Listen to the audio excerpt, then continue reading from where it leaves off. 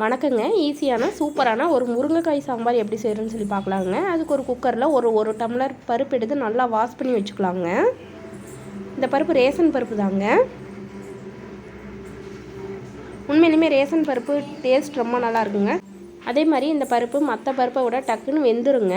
இப்போ பருப்புக்கு தேவையான அளவு தண்ணி சேர்த்திக்கலாங்க. இது கூடயே சின்ன நெல்லிக்காய் சைஸ் புளி சேர்த்திக்கலாங்க. 2 தக்காளி கட் பண்ணி சேர்த்திக்கலாம். நான் அப்படியே போட்டிருக்கிறேன். இப்போ இதெல்லாம் சேர்த்து ஒரு விசில் விட்டு எடுத்துக்கலாங்க. இப்போ இது பருப்பு மத்தில் நல்லா கடைஞ்சி எடுத்துக்கலாம்.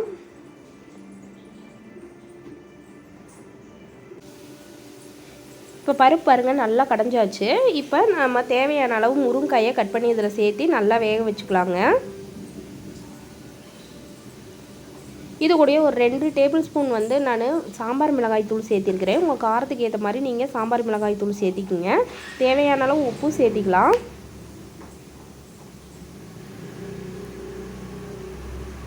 இப்போ இதெல்லாம் நல்லா சேர்ந்து வேகட்டுங்க முருங்கைக்காய் கூட.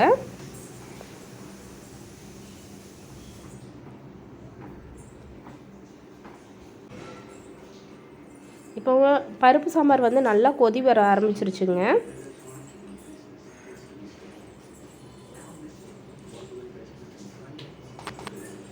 இப்போ முருங்கைக்காய் வெந்துருச்சுங்க. முருங்கைக்காய் வெந்துருச்சான்னு சொல்லி பார்க்குறதுக்கு ஒரு கரண்டியில் முருங்கைக்காய் எடுத்து இப்படி உடச்சி பார்க்கும்போது முருங்கைக்காய் நல்லா உடையணுங்க. உடஞ்சிருச்சுன்னா அந்த முருங்கைக்காய் நல்லா வெந்துருச்சுன்னு அர்த்தங்க. குழம்பு பாருங்கள் சூப்பராக இருக்குது பாருங்கள். நம்ம வீட்டு சாம்பார் தூள் தாங்க. உங்களுக்கு யாருக்காவது தேவைப்படுச்சுன்னா கீழே இருக்க கமெண்ட் பாக்ஸில் கமெண்ட் பண்ணுங்கள். டேஸ்ட்டும் அதே மாதிரி ரொம்ப நல்லா இருக்குங்க.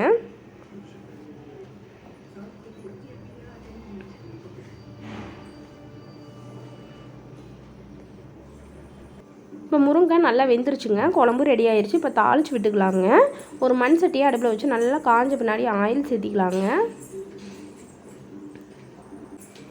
ஆயில் காஞ்ச பின்னாடி கடுகு சேர்த்திக்கலாங்க. கடுகு நல்லா பொரியட்டுங்க. கடுகு பொரிஞ்ச பின்னாடி கறிவேப்பிலை சேர்த்திக்கலாம்.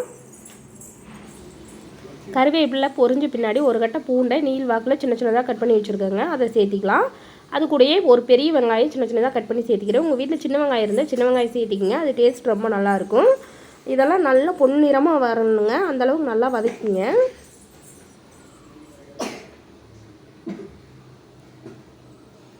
இந்த வெங்காயம் பூண்டு எவ்வளோ தூரம் வதங்குதோ அந்தளவுக்கு தாங்க டேஸ்ட் ரொம்ப நல்லாயிருக்கும். இந்தளவுக்கு நல்லா வதக்கிங்க, கருகிடக்கூடாது.